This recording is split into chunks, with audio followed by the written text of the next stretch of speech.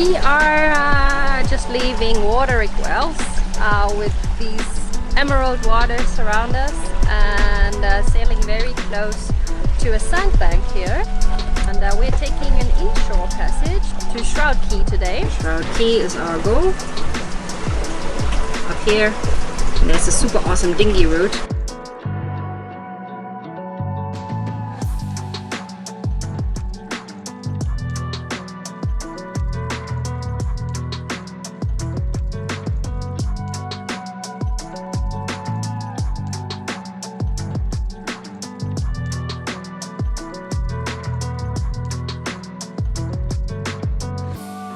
I've been driving the dinghy yesterday to a very nice kite spot over there.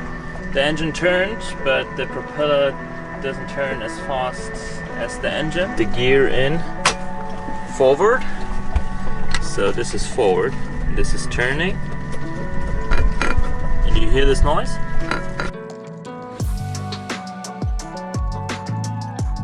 So we are here today on the catamaran Moana with the owner Malaika, traveling around the world for a couple of years now, and is also founder of a nice project in Haiti.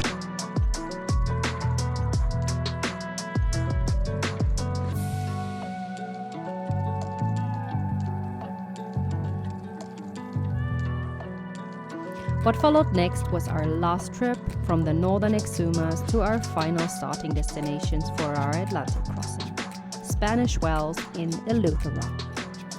A nerve-wracking trip, sailing through a minefield of bommies, shallows and a very narrow cut with such strong currents that it would have wrecked our boat if either the engine or the steering cables had failed. Better not think about it. It was the worst pass we ever motored through for sure. Out there in the Atlantic, we have here, if you zoom in, here about 54, 58, 49, 56, about 57 knots. So we still get the wind from this depression, and we wait until it's over and then we're gonna start.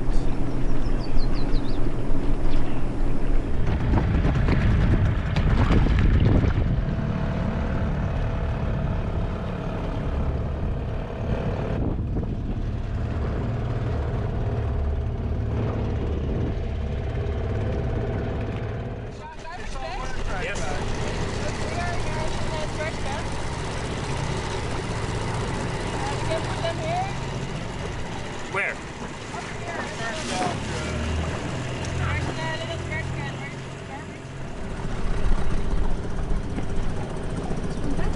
Yes, I never saw it before. Kijk, both that. Nice. Yeah. Even die grote kwijt. Yeah, I think they catch the fish. They caught the fishes and they put them inside so they can eat them later. And there's this little sign that there are supposed to be manatees over here. Yeah? That you're not allowed to go faster than 4 miles per hour because of the manatees. So I really wonder if they're really here. Fishing is great in North Eleuthera. The impressive amount of huge trawlers you would possibly expect entering a port in Alaska are really surprising us.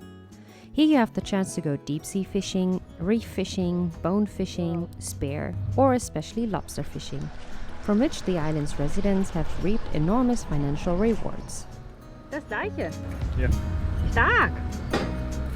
Gut. Sehr schön. Jetzt sind wir wieder am Start. Aber der ist sogar besser, weil er hat aufladbare Batterien. Ja? Rechargeable Batteries. Sehr gut.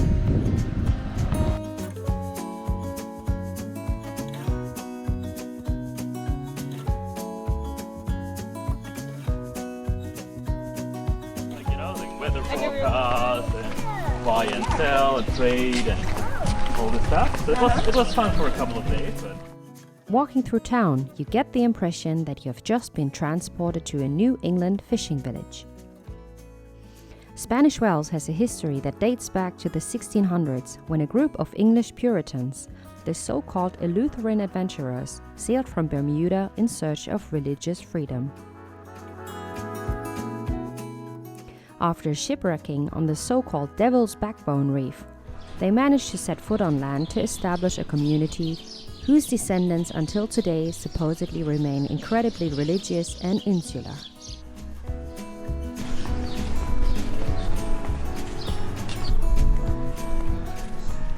The island of Spanish Wells is home to a population of around 1,500 mostly white settlers of European descent today.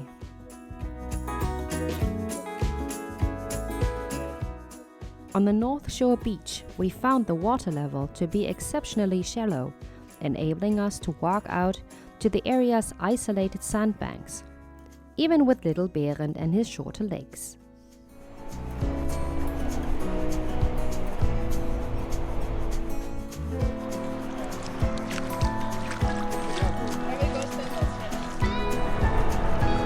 What about you? Yeah.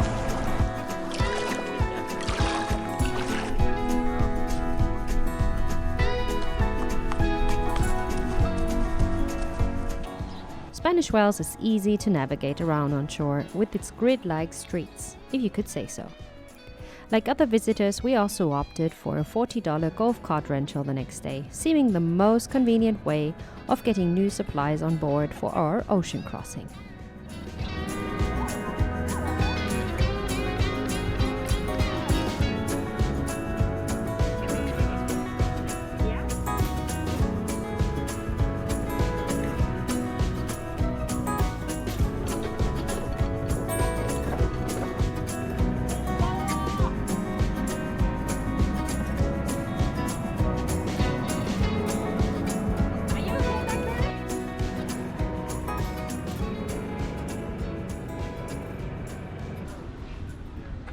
Hello. So we rented or hired a golf cart today together with our friends from Netherlands, and it's pretty awesome, I must say. It goes like maybe 30-35 kilometers per hour. Yeah, feels good. Nice.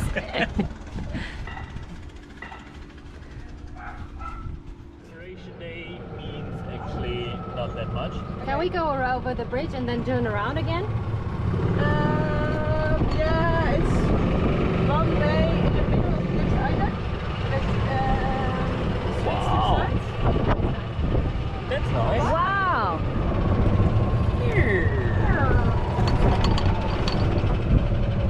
Oh, what a nice spot here. Wow!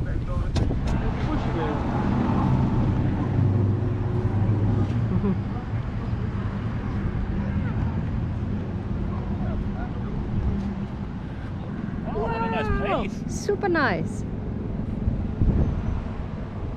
Yeah, that's the good thing. If you have a golf cart, then you can go to really nice places all over the Bahama Island. Not so slow, huh?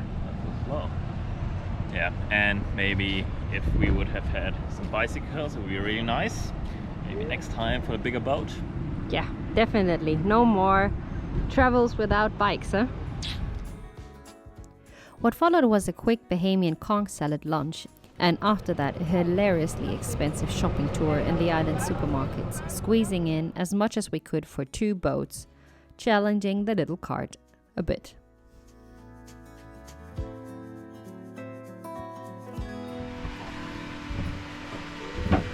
So here we go. This is our most expensive stock up on supplies on our whole trip, worth around $800 in the Bahamas. Yeah, and now comes mission getting everything sorted, putting them in the right compartments, and taking off labels, relabeling them with an edding, and yeah, we're good to go, huh? So it's time to say goodbye. We've almost finished all our preparations, leaving the Bahamas and starting our big trip around 3,000 miles across the Atlantic to the Azores. Well, I just fried a little bit of broccoli, which is a real treat here, for around $7 in the pan. And I must say, it's not really the meat that we miss, but mostly the fresh veggies, and so we're just gonna eat broccoli pure. Ilya's just on shore getting some diesel and filling up our jerry cans. We've decided to take our few jerry cans that we have for petrol, using them instead. So if we are unlucky, we're gonna just end up in one of these big patches with no wind at all, which yeah, it's pretty common, sailing towards the Azores high. And yeah, so pretty excited. Must say we're also, or I'm a bit sad because yeah, we're leaving warmer temperatures now. It's gonna get cool, much cooler, the water also. And yeah, so bye Tropics. After, yeah, 1.5 years it's been. Lovely time. It's a very different way of life, living in the warmth all day long with shorts and t-shirt. So I hope the Atlantic is gonna show itself from its best side with little Thula coming another 3,000 miles across our globe.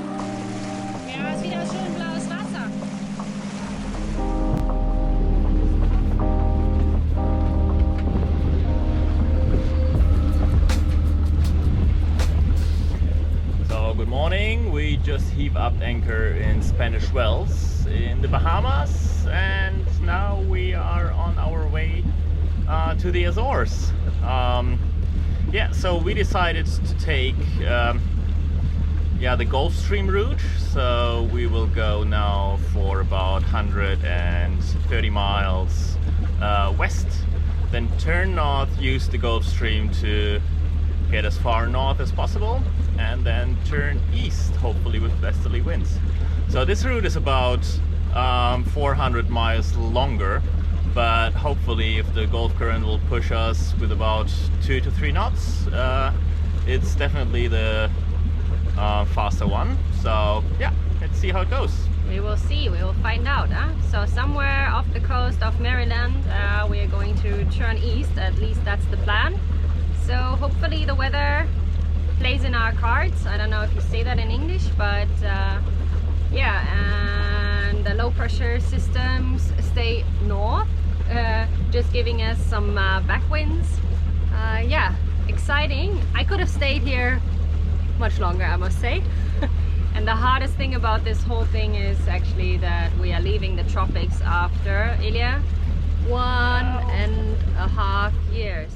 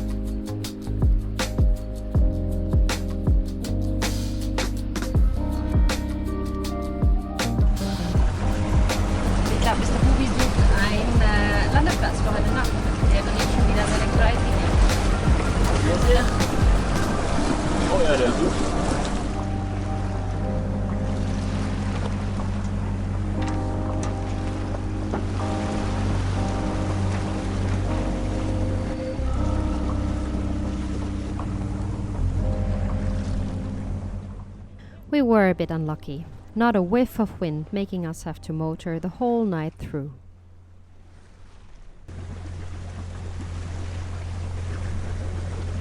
Okay, bist du hier am Start? Bitte? Bist du jetzt stark? Ja. Bin ich gleich da? Nee, Wie lange dauert das? 18 Meilen. 18. Nicht 18, aber 13. Ist ja nicht mehr so lange Schlafenszeit. 2 Stunden. As we didn't fancy another overlong ocean crossing, bobbling through days and nights for months due to a lack of diesel, we decided for a short pit stop in Freetown on Great Bahama. Were we going to be lucky?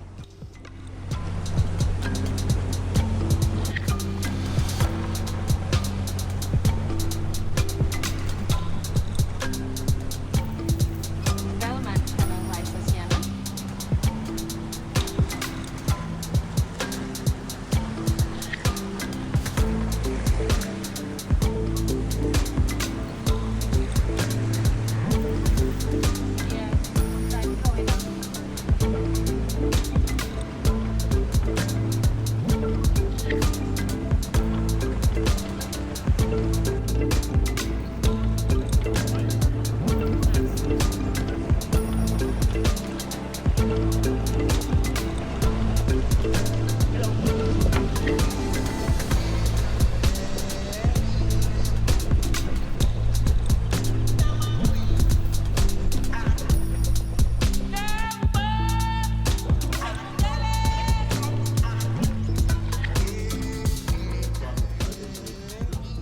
War zu viel? Ist übergelaufen?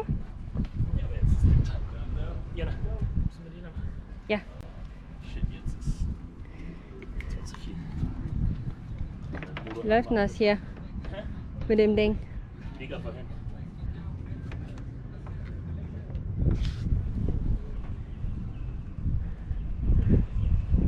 Ist nichts rausgekommen hinten, ist alles gut, aber oben wahrscheinlich rüber, ne? Ja. Kommt Wasser? Ja. Ist das Wasser geklort?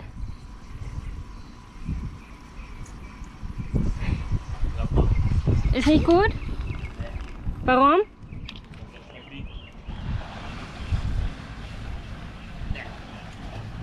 Salzig? Yeah. So there, are we ready to go? Yeah, we are ready to go. So just did some last refueling here before heading off to the Azores.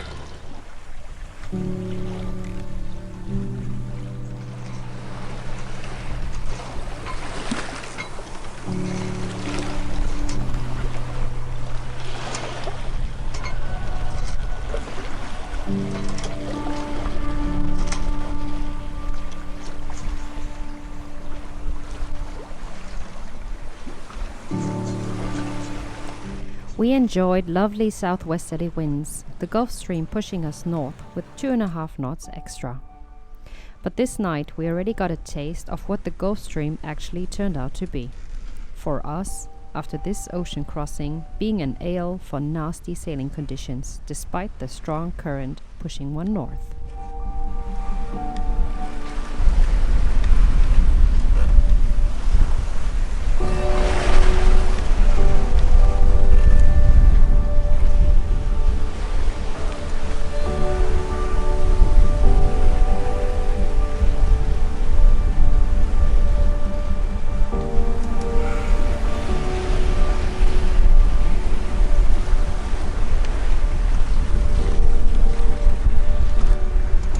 Day 3, passage to the Azores, finding a safe spot. If I turn the camera up straight, it's like this. So, yeah. And did I already tell you about the fun lightning storm that we went through? The lightning bolts, they hit all around the boat. The one that was the worst was the one that really was so bright. For a moment I couldn't see anything because everything was white. And it struck right behind our boat, luckily a little bit away, but the thunder was rolling and rumbling, and yeah, I was pissing my pants. I I hate thunder at sea, being the only stick out here in the ocean with the being the highest point. But luckily everything went well. Yeah, I'm already starting to miss the stable trade winds and the more predictable winds. This is different stuff.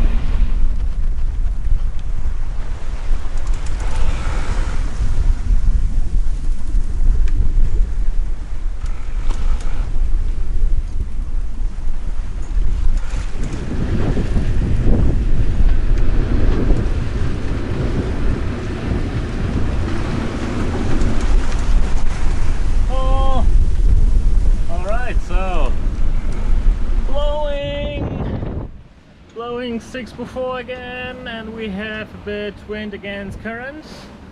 But yeah, well, let's just have a look how it looks outside.